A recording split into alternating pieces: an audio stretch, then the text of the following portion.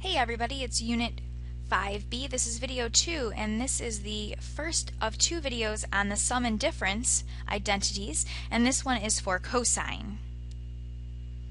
So what I'm going to show you here is the actual identity, and there's two different ones, but they look very, very similar. One is for the sum of angles and one is for the difference of angles.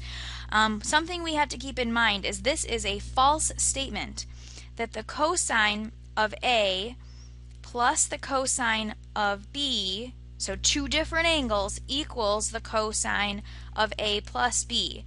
I cannot combine them. This doesn't work either direction. I can't distribute cosine, I can't combine them. They have to be treated completely separate.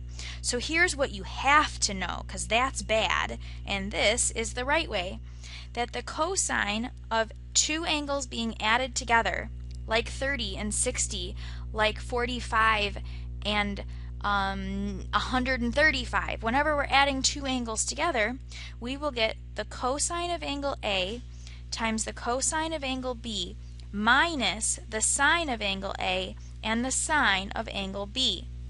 This is the identity. It has to be spread out in this way.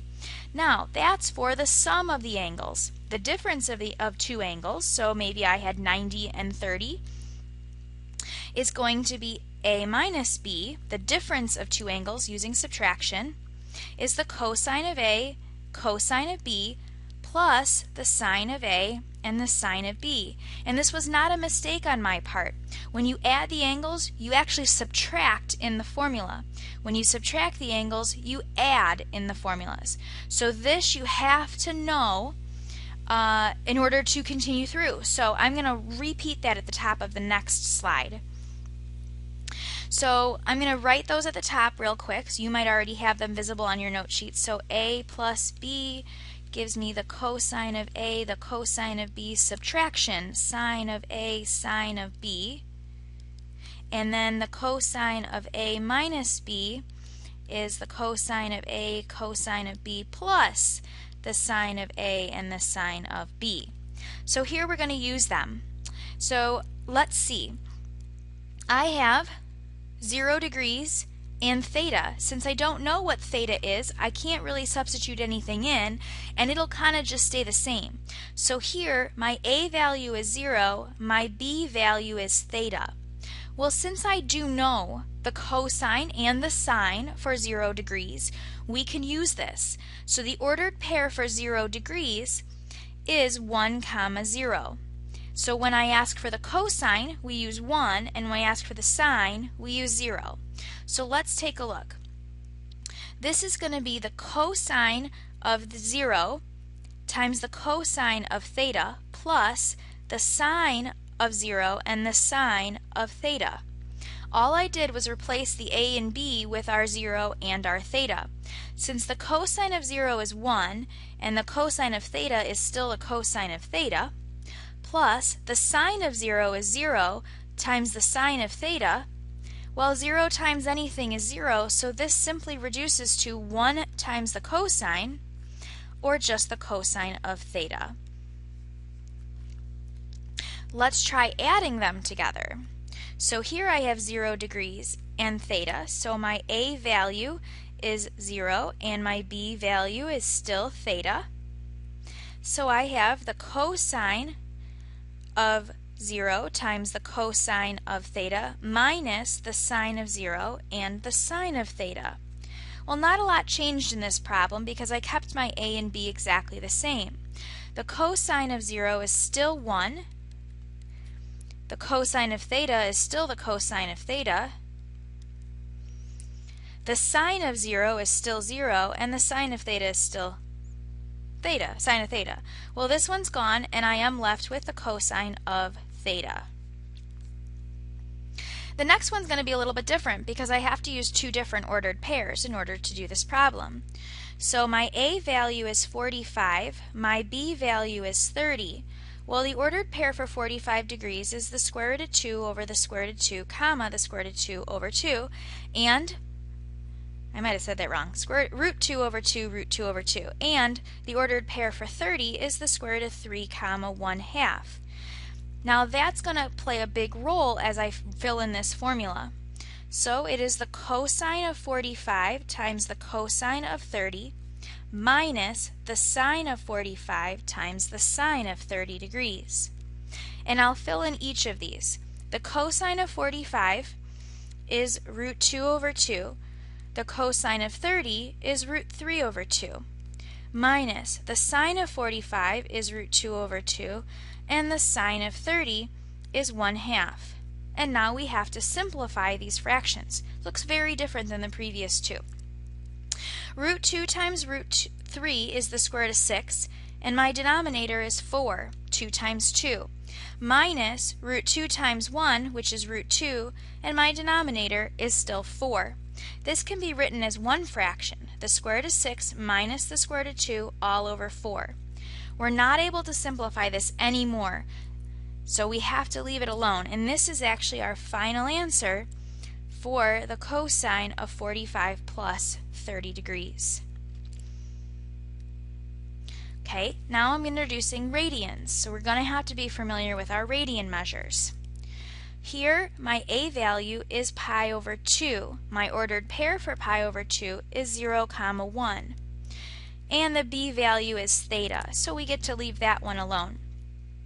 Once again, I'm using the cosine of pi over 2 and the cosine of theta plus the sine of pi over 2 and the sine of theta.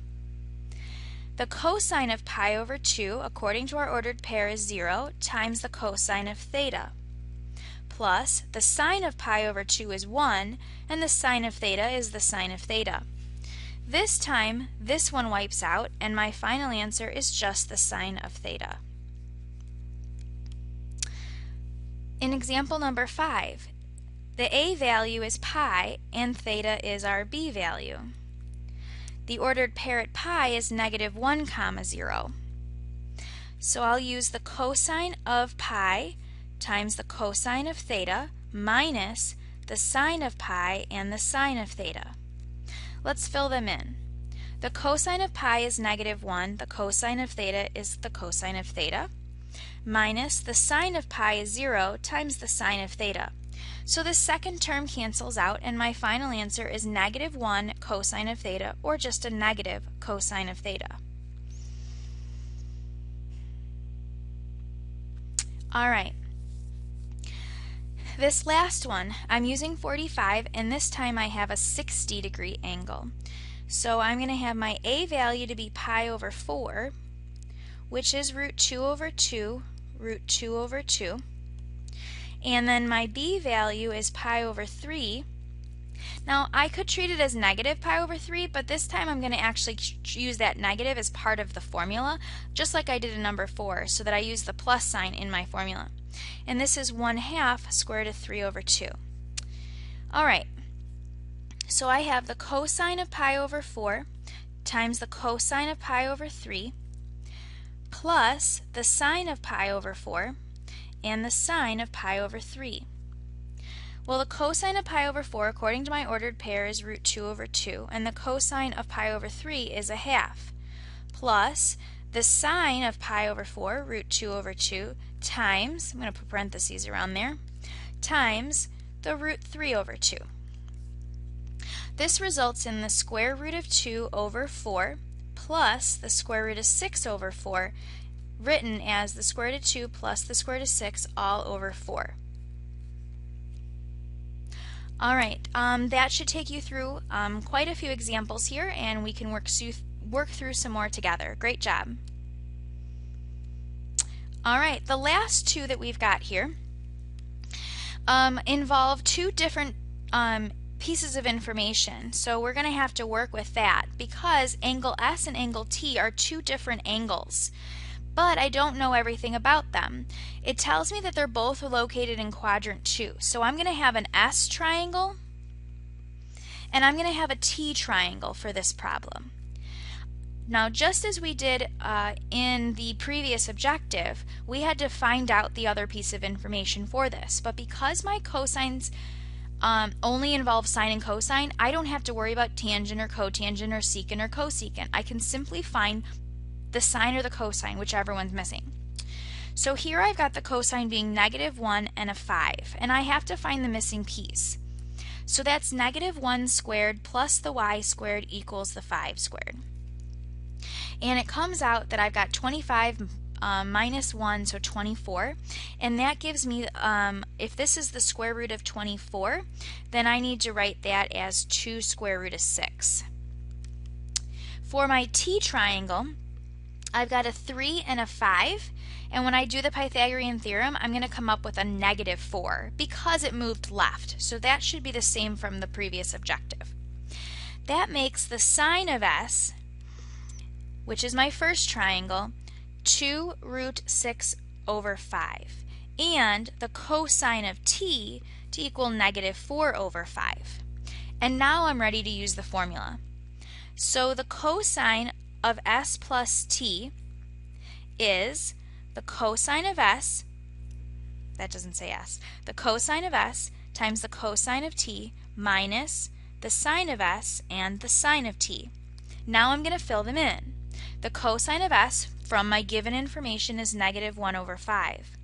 The cosine of T from my information that I found about triangle T is -4 over 5 minus the sine of S, which we found to be 2 root 6 over 5, times the sine of T, which is 3 over 5. Oh boy, oh boy. So I do need to be careful as I clean this up. My first product, -1/5 times -1/4, results in a positive 4 over 25. The next one, the 3 on the outside gets multiplied with a 2 on the outside, so it's -6 root 6 over 25. My final answer is 4 minus 6 root 6 all over 25, and that is right there for you, the cosine of S plus T. Now fortunately, there's not a lot of difference between the sum and the difference.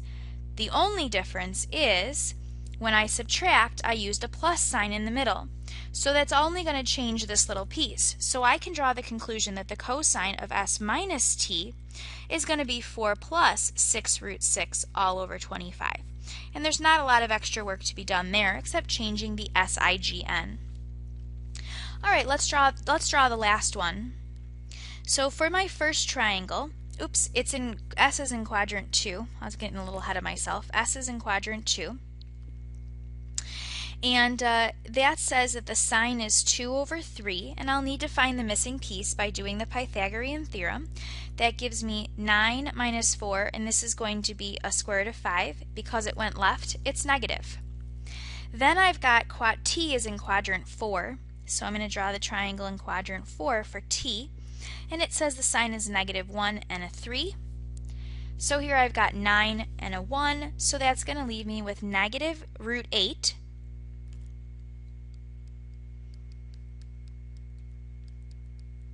So that leaves me with 9 minus 1 is 8. It should be positive, excuse me, and that should be 2 root 2. All right. So because they gave us the sine for both of them, I need to find the cosine for both of them. So the cosine of S, of angle S, is based on the first triangle we drew, which is -root 5 over 3. And the cosine of T, which is our second triangle, is 2 root 2 over 3. So let's go ahead again and fill in our formula. We've got the cosine of S plus T to be the cosine of S, the cosine of T, minus the sine of S times the sine of T. And now we can fill in with the 4 pieces of information, the 2 sines that they gave us and the 2 cosines that we found.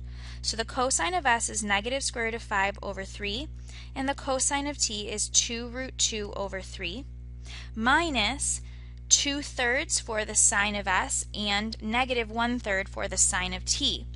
And let's simplify. Anything outside of a radical gets multiplied, and anything on inside of radical gets multiplied. So this is -2 root 10 over 9, and I'm going to end up doing a negative and a negative, so that's going to be plus 2 over 9. For a final answer of -2 root 10 plus 2 all over 9. The very last thing is to look for the difference, which would be the cosine of s minus t. And remember, the only thing that changes is the second symbol here, as it'll be changed to a negative. So negative 2 root 10 minus 2 all over 9 would be the last thing we need. Great job.